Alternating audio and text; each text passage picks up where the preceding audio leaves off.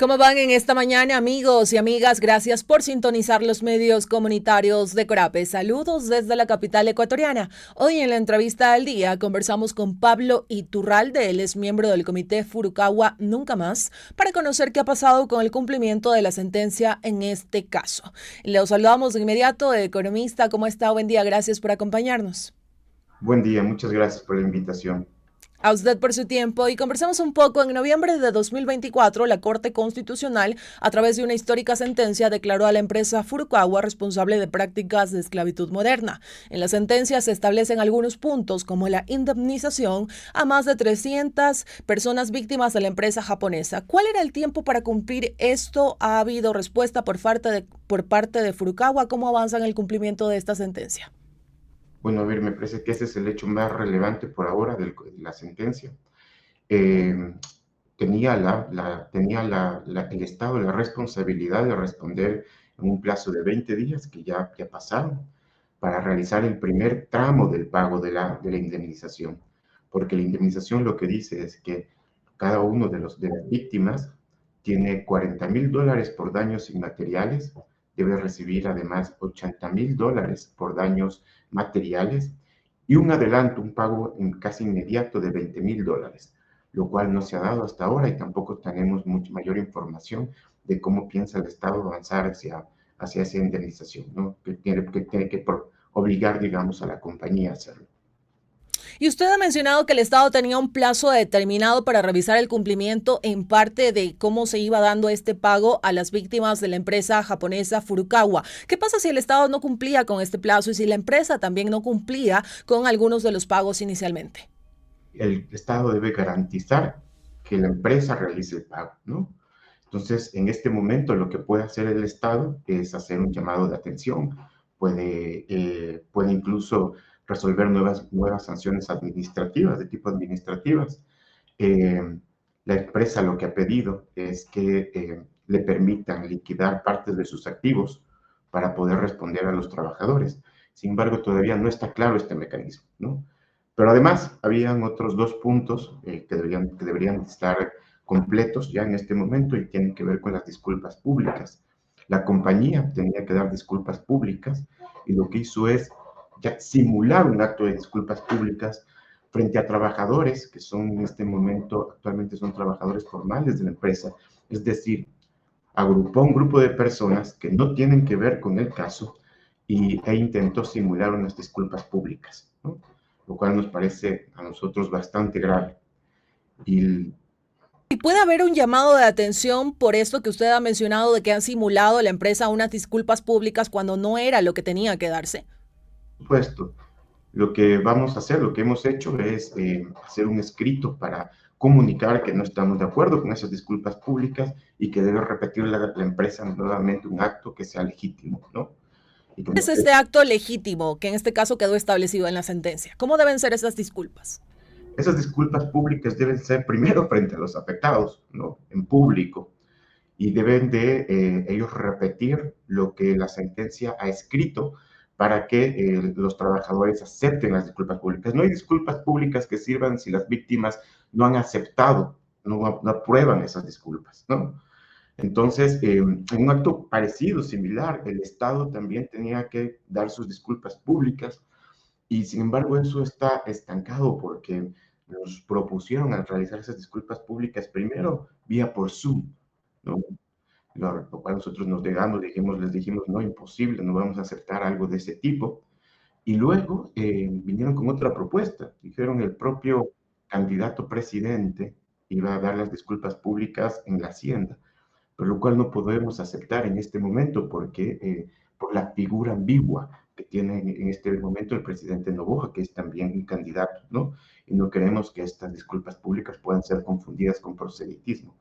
Sin embargo, esas también son medidas que no se han cumplido. O sea, en resumen, hasta ahora no hay un avance en ninguna de las medidas de reparación para los trabajadores y las trabajadoras de Furukawa. Pablo, de aquí también conocer qué otras resoluciones tiene esta sentencia. Había leído a breves rasgos que se hablaba de una política pública que debía de diseñar y ejecutar el MIES y el Ministerio de Trabajo y que nos cuente un poco también acerca de esto que es muy importante. Así es, el Estado también tiene responsabilidades de reparación y tiene que hacerse presente no solamente el MIE, sino el Ministerio de Salud, el Ministerio de Agricultura. Digamos, la sentencia considera una reparación integral, porque no solo es responsabilidad de la compañía, sino hubo responsabilidad estatal, en la medida de que nunca se garantizó los derechos de los trabajadores y trabajadoras. Entre las actividades que tiene el MIES, ¿no?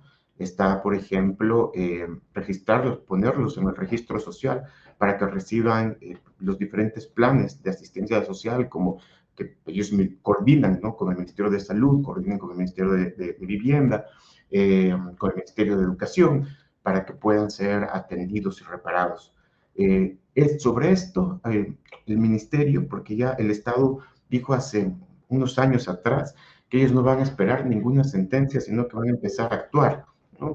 Porque estaban asumiendo, digamos, que había responsabilidades estatales. Sin embargo, hasta el día de hoy esa coordinación ha sido bastante débil. Hay una presencia del MIES cada cierto tiempo, cada vez que el caso vuelve a ser noticia, pero es una presencia muy débil. Eh, Falta de voluntad política, falta de capacidades técnicas. Creo que hay en parte, es consecuencia de ambas cosas, ¿no? ¿Y qué otras resoluciones tiene esta sentencia que en este caso son importantes conocerlas, aparte de las que ya hemos mencionado pues, en este espacio? Bueno, a ver, vamos a ver. Tienen, por ejemplo, que una parte de las responsabilidades, perdón, del pago de responsabilidades simbólicas es hacer un documental sobre el caso. También otra es hacer un monumento para recordar y hacer memoria colectiva, hacer una narrativa sobre lo que se vivió en Furukawa y para que ayudaría no solamente a hacer memoria, sino también a evitar que estos casos se vuelvan a dar, ¿no? El MIES, por ejemplo, tiene la responsabilidad también de crear una política pública que se abre para precautelar que esto no vuelva a suceder. Hay medidas también de difusión, por ejemplo, sobre el daño que se generó a las víctimas. Hay una serie, digamos, de formas de reparación que son principalmente asumidas ya en este caso por el Estado, ¿no? Pero todo esto se podría realizar, pero si no hay una acción de la compañía para poderse hacer responsable de las víctimas a nivel monetario, eh, todo lo demás va a ser un poco, digamos, es menos relevante para las víctimas, ¿no?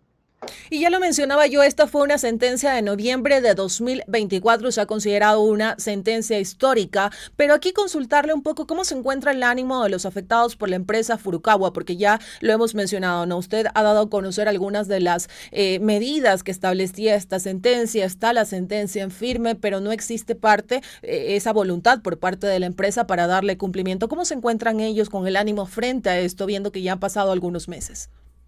Bueno, hay mucha ansiedad por recibir noticias sobre la ejecución de la sentencia.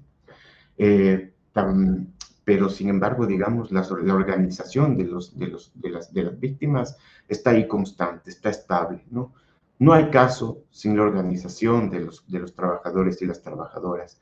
Ellos lo han aprendido durante estos años de lucha, ¿no? Y se siguen sosteniendo para poder exigir y presionar que la sentencia se realice lo más pronto posible. Eh, pero por supuesto, hay también muchas dudas, mucha incertidumbre sobre cómo se va a ejecutar el caso, eh, cómo se va a ejecutar la sentencia. Por ejemplo, la reparación debe calcularse alrededor del tiempo de trabajo de cada trabajador, el tipo de afectación, si es que hubo desmembramientos o no hubo desmembramientos, hay una buena cantidad de trabajadores que han sido mutilados en las prácticas del cultivo y la cosecha de la vaca. Eh, entonces, todo eso va a requerir un tiempo para poder analizar y evaluar. Lo peor que puede suceder es que la sentencia se vuelva inejecutable debido a la cantidad de demanda que puede tener, que pueden seguirse dando alrededor de otros afectados, ¿no? Entonces, yo creo que esa es como la principal preocupación en este momento de los trabajadores. Tratar de que se adelante la ejecución con los primeros pagos para después analizar cómo se va a hacer con los otros, con los nuevos demandantes, porque lo que dice la Corte Constitucional es que otras personas pueden verse beneficiadas de la demanda, y lo que queremos hacer es buscar alguna estrategia para que se pueda responder de manera inmediata a los demandantes más antiguos con los que se inició el caso, y luego ir procesando qué es lo que sucede con las nuevas personas que van asomando, ¿no? Y usted ha mencionado esto y es que tal vez están buscando la manera de presionar para que se responda a los demandantes más antiguos, en este caso Furukawa. Estas presiones se podrían dar en la corte, ¿en qué espacio ustedes aún lo están analizando y tal vez en qué tiempo? Sí, es algo que todavía estamos analizando. Nuestros abogados, los abogados de CEDU, están pensando precisamente en la estrategia, y bueno, vamos a dar más información más adelante. Y también conocer una sentencia como la del caso Furukawa, ¿qué precedente tiene que marcar en el país para no olvidar una situación como esta? Es una sentencia sumamente relevante. Eh, yo quiero recordar que los primeros que se dieron cuenta que el impacto que podría tener la sentencia fueron las cámaras de comercio, ¿no? El FedExport, que es la principal cámara de exportadores del país, en su momento le pidió a María Paula Romo que intervenga en el caso a favor de la empresa, de la compañía. Y eso nos generó mucha sorpresa. Dijimos, ¿qué es lo que está pasando? Y creemos que existen condiciones similares en algunas plantaciones del país. Después de esta sentencia se deja un precedente muy importante para que esto no vuelva a suceder. Hay que, además, alrededor de la sentencia se van a generar no solamente política pública, sino uno de los pedidos, una de las solicitudes es generar un marco normativo diferente, legislar para que se realicen las reformas necesarias, tanto en las leyes que ayudan en el control y la regulación de las normas laborales, como en la superintendencia de compañías, por ejemplo, para evitar que las compañías logren generar estructuras que les permitan evadir los tipos de control laboral, ¿no? La sentencia es una sentencia no solo que beneficia a los trabajadores de Furukawa, sino es una sentencia que ayuda a todos los trabajadores, una victoria para los trabajadores del sector rural. Y precisamente algo que usted acaba de mencionar, yo le iba a consultar, si es que ustedes en su análisis, en el conocimiento, en el seguimiento, acompañamiento también que le han venido dando este caso, consideran que hay otras empresas en Ecuador que realizan este tipo de actos, de prácticas como esclavitud moderna. ¿Y qué hacer frente a esto, a evitar que suceda en pleno siglo XXI? Bueno, no lo decimos nosotros, sino lo ha dicho la relatora de Naciones Unidas sobre esclavitud moderna. Ella ha mencionado, observó el país y dijo que existen en las plantaciones de cacao, en las plantaciones de palma, algunas plantaciones, sobre todo del sector rural, que están vinculadas además a las exportaciones. Ella pudo constatar formas de trabajo forzoso, incluyendo la esclavitud moderna y el trabajo infantil. También mencionó, por ejemplo, que estas condiciones de trabajo existen también en zonas de minería ilegal o minería artesanal. Estamos nosotros seguros de que esto es así, y estamos pensando en cómo este caso puede ayudar a inspirar una política diferente para estas personas. Estamos llegando a los minutos de esta entrevista, a los minutos finales con Pablo Iturralde, miembro del Comité Furukawa Nunca Más. Y ya en la parte final, Pablo, ese mensaje para la audiencia que ha estado pendiente de este caso y para quienes recién se están enterando, pues que existe un caso con este precedente en nuestro país. Oh, yo creo que pedirle a la audiencia de que esté atenta, las familias afectadas, los sobrevivientes de esclavitud moderna, dependen mucho durante todo este caso dependieron mucho del apoyo ciudadano y de la opinión pública favorable hacia ellos. Pedirles que estén atentos y que sigan acompañando a los compañeros y las compañeras. Perfecto, muchísimas gracias por acompañarnos, que tenga un excelente resto del día y vamos a estar pendientes de este tema. Muchísimas gracias a usted. Que pase bien, amigos y amigas. Sigan en sintonía de la red informativa que hacemos Corape a nivel nacional.